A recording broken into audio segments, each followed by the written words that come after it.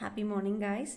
This is Dr.R.Saranya, Assistant Professor, Department of Computer Science with Cybersecurity from Dr. S.N.S. Rajalakshmi College of Arts and Science. Today, in this lecture series, we are going to discuss the topic Computer Networks OSI model. OSI stands for Open System Interconnection. In order to connect the two or more devices, we used to perform the OSI model in between the sender and receiver. Before we move on to the OSI model structure, let us see the computer network. Simply, we used to call the connecting two or more devices. We used to call computer networks. Interconnecting the devices in order to data transfer, in order to share some kind of data, we are using computer networks. OSI model have 7 layers.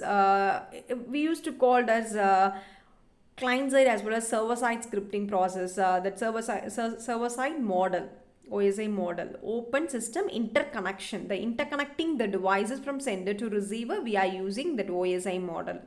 In this, the first layer we used to call the physical layer.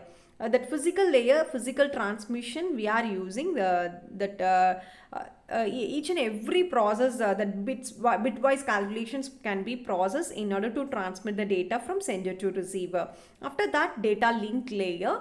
Data link layer helps to link the data.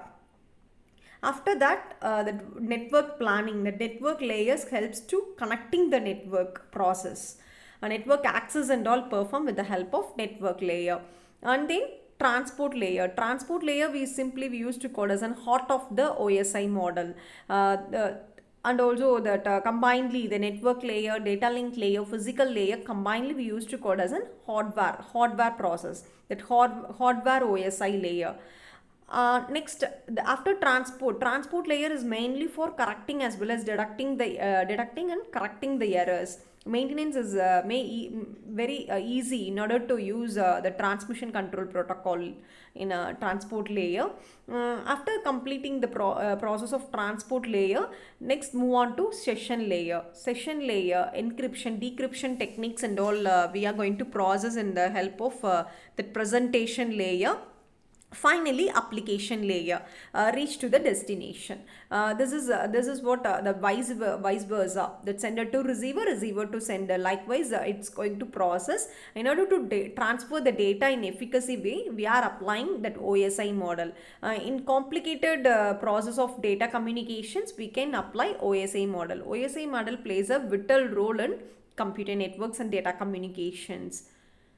Now let us see the 7 layers of OSI model process with the help of some kind of functionalities.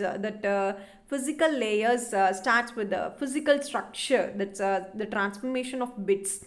The transmission process helps with the help of the bit process. After physical layer process, it's move on to data link. Data link helps to create some kind of frame by frame process in order to transmit the data in reliable way. And also easier manner, we can flexible techniques can apply with the help of data link layer. And then network layer creates the packet by packet structure in order to process the data in easier way. After that, the transport layer processes the functionality simply we used to call as an end-to-end connection, point to point. That end-to-end connectivity process we are using transport layer. Mainly the transport layer applying the transmission control protocol. Here we are applying the transmission control protocol that controlling the flow of transmission and also that flaws and all check over with the help of transport layer and also that flexible way we have to transmit the data from sender to receiver. So that fully focused on by transport layer. After completing the process of transport layer, it's move on to session layer. In order to synchronizing the layers, they are processing the network access, the port and all sent to respective destinations, synchronizing the data sender data as well as receiving data process can synchronize with the help of session layer. After that, the syntax layer, that syntactically we are going to process the data from sender to receiver. that encryption and decryption methodology and all process with the help of presentation layer.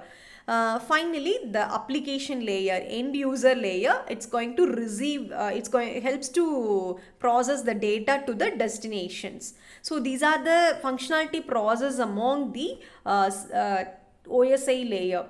Simply let us summarize the process of OSI model.